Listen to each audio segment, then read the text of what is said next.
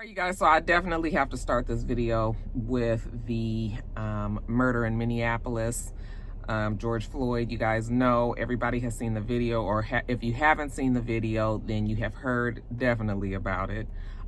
George Floyd was a Houston native who moved up to Minneapolis for a chance at a better life. Evidently, he was in trucking school. He was going to be a truck driver, and had just recently made that move. Well, on a fateful day, George went to, I think they said like a CVS or some sort of store, some sort of like drugstore. And they suspected that he had paid with a counterfeit bill. So they called the police. He was sitting in his car. The details are sketchy. All right, I've read a few different versions of this, but one of the versions that I have read was that he was sitting in his car, that the people supposedly had also told the police that they felt like he was under the influence. When the police arrived there, depending on who you ask, this is where it really goes left. Well, it actually doesn't matter who you ask, because we had it on video, but the police said originally that George Floyd had resisted arrest, gave him a fight, and that was in turn the reason why they had him. He wasn't really hog-tied, but he was in a that position where he's on his stomach. They have handcuffed him behind his back, and they were holding him down. Okay, now we'll get back to that, because I want to tell you that the actual videos that we saw was that he got out of his car. Yes, he was much bigger than the men. He was very tall, a strong looking black guy, but was not resisting in any way. We saw them walk him to the wall of the store, it looked like. It wasn't a CVS now that I think about it, because I remember seeing the outside of the building. But anyway, it looked like it was like a drugstore. But anyway, they walked him to the wall. And then the next thing that I know that we saw, he was down on the ground. So let's pick it back up there. He's handcuffed behind his back. He's on his stomach. Already it's hard to breathe. I would have not been able to breathe, because I can't lay on my stomach. It hurts my back and I can barely breathe and all of that. So already you're in a position where your oxygen levels may be a little limited. Okay, now on top of that, we have 3 police officers. The original video that we saw, we could only see 1 police officer, but there's another video from a different vantage point from across the street where we actually saw there were 3 police officers holding him down. 2 men were holding like maybe near his butt area, maybe his back, pressing down on him. And then the man that we saw from the other vantage point was holding him down with his knee. Had his neck on his knee for all of 8 minutes until the ambulance got there. Now, in these 8 minutes, George is telling them that he can't breathe. Please get up. He starts to complain that his head hurts, that his stomach hurts, that everything is getting cold.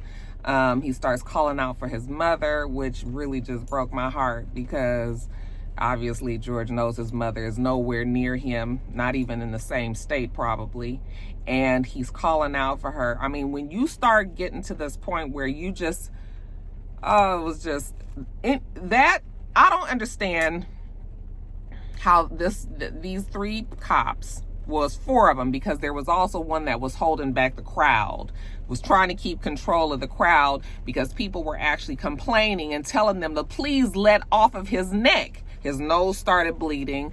It was obvious he could not breathe. He could not move. And this police officer, one in particular, Derek Chauvin, would not let his knee up for nothing. The man is gasping for air. And it starts to get to the point where it's frantic, like you can tell that, but as frantic as it can be when you're not getting any air. He's coughing, he's telling them he can't breathe. And like I said, for somewhere around 8 minutes, this is going on until finally he stops moving. The people who were recording, who were yelling at the police to tell them to let off of his neck, they were going off, and there was an Asian police officer that was holding them back. Like I said, I think his name was Touthao, Touthao. Okay, he just made the people stand back. Of course, these people don't have anything other than their camera and their their angst, the fact that they're sitting there watching a cop kill this man, okay, but nobody can fight against a bullet, and so of course they can't rush up to these police officers. But just the fact that everybody is yelling to them to let him at least get him up so he can fucking breathe. No, they could not afford that one human, just basic decency.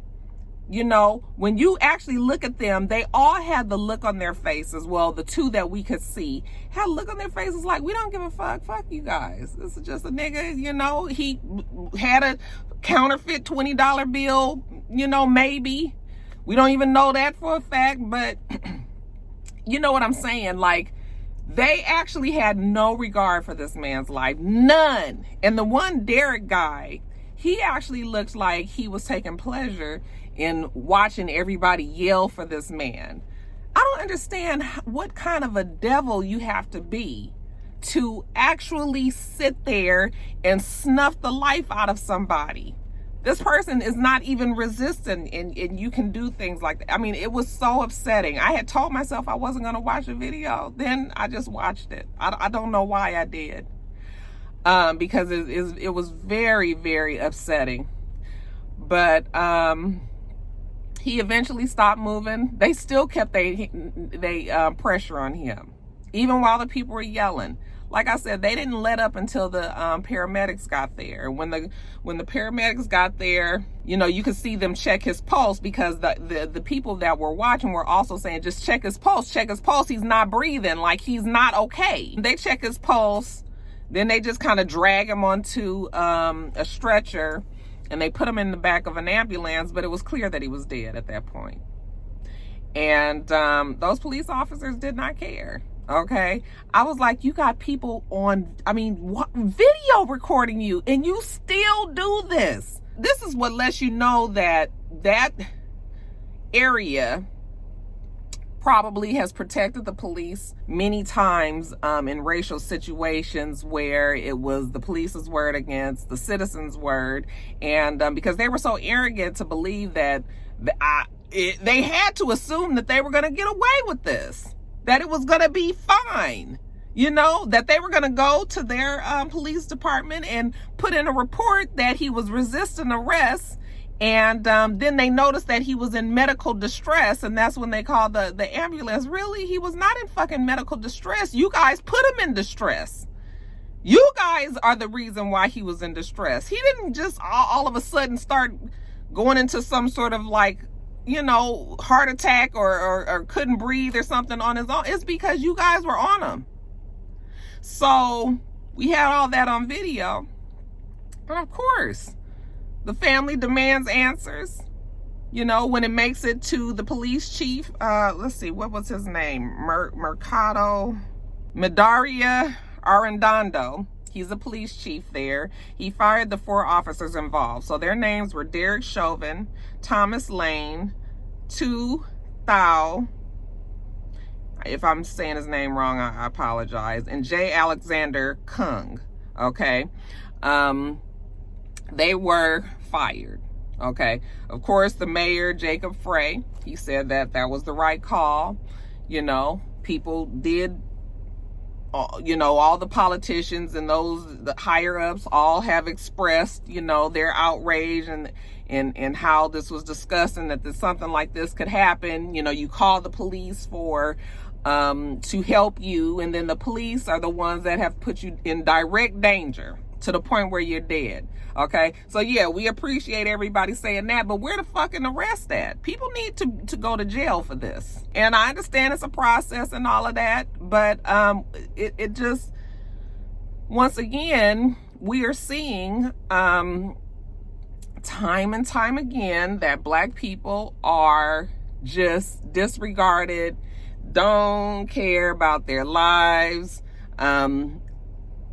and the police are just so comfortable in doing it and thinking that they're just gonna be able to get away with it. It's just something so wrong with that. So they fired him.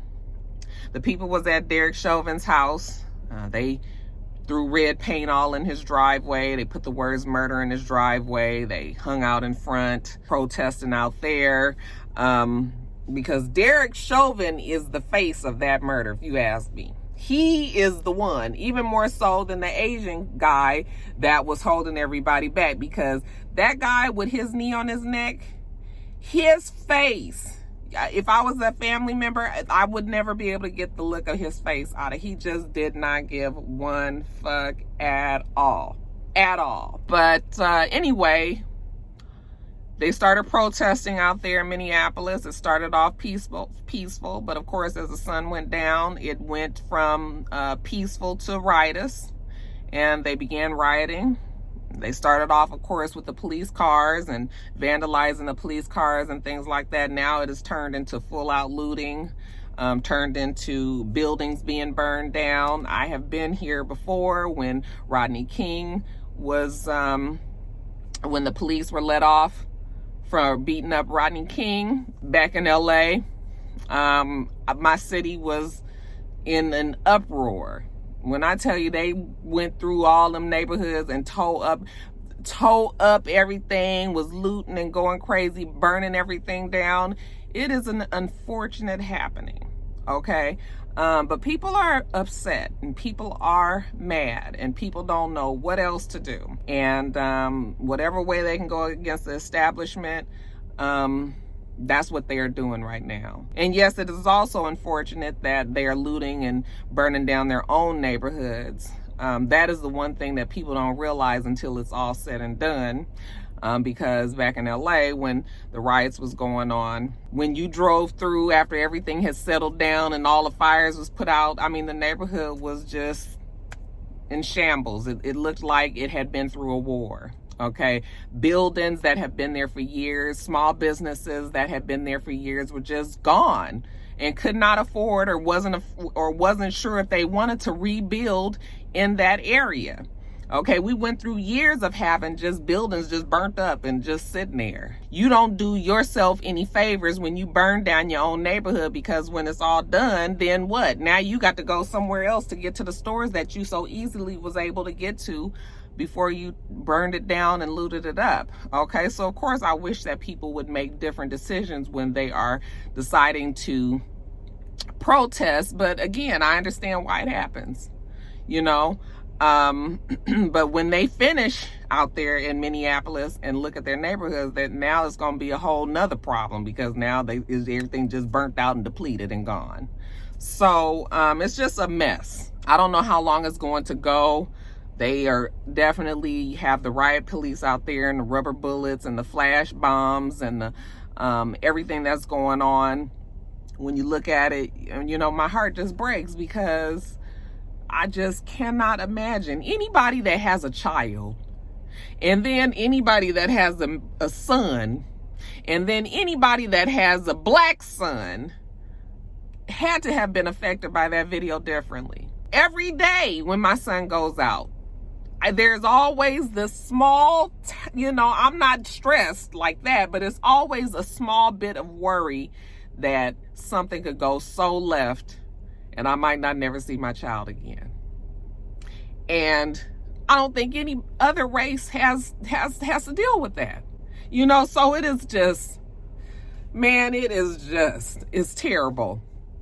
Them guys, yeah, it's good that they've been fired, but they fucking need to go to jail. The family has retained Benjamin Crump, who is working his ass off, you know, because he's also hired for the family of Ahmaud Arbery out here in Georgia. And, you know, I'm sure he has many other cases that he is dealing with as well. But yeah, it's just, man, I just cannot believe that people can be this cruel. Okay. And that they just look at black people. The crime is that you're black. But we're not going to let up on this one. They're not going to let up on this one. That people are not going to stop until those people go to jail. They need to be arrested. And we can give them a court case and all of that. But at the end of that court case, Them guys need to go to jail. The FBI is investigating possible federal charges. I think they said the Minnesota Bureau of Criminal Apprehension is doing their own investigation. There's all these investigations going on, but you know, when it's all said and done, them fools need to be in jail. So, I don't know if George Floyd was married. I don't believe he was. I think I saw an interview with a supposed girlfriend. I think I have read that he had 2 children. You know, now, if that is indeed true, they have lost their father. So my condolences go out to his family. I can't imagine having to be hoisted into something like this and having to deal with, you know, the fact, first of all, your family, your loved one, your child, your brother, your cousin, your uncle, he's dead. So that's the number one problem. Then you also have the national attention of this, which kind of makes you have to throw your attention all these different places. You can't even grieve this child because you got to get to the business of getting these motherfuckers put in jail. You know, you can't even lay this person off to rest, you know, comfortably, because first of all, he shouldn't even have been killed. And secondly, because you got all this other stuff that you have to deal with. So I really feel sorry for the family, his parents, his children, his siblings, cousins, you know, everybody. I just feel terrible for them. That they would have to go through this. But like I said, we're gonna see what happens here, and I'll update you guys as the story goes along. But yeah, you guys, rest in peace to George Floyd. You know what, I think I'm gonna make this a separate video. Something tells me that this might get my top of the blogs video flagged. Yeah, I think I'm going to make this a separate video because I'm looking and I didn't realize that I've talked for as long as I have on this subject. You guys, let me know what you think about this. If any of my rock stars are in Minneapolis, or, you know, you guys can share your firsthand experience with what's going on down there right now, maybe what you have dealt with in the past. I do know that there are protests that are going on many other places. I think they said in Tennessee. I saw that in LA at the 110. They had blocked off the freeway and were protesting there. So, you know, the people are with you. I think many of us, including myself, are just like at a point where I don't even know what we're supposed to do. Like, I just don't know what needs to happen, but I know it needs to happen, whatever it is. So my heart goes out to many of the people out there as well, that have to see their city, go through all of this, you know. But yeah, I am going to make this a separate video. So, you guys leave your comments about it below, and, you guys try to have a good rest of your day, and I'll try to do the same. Till next time, rock stars. Bye.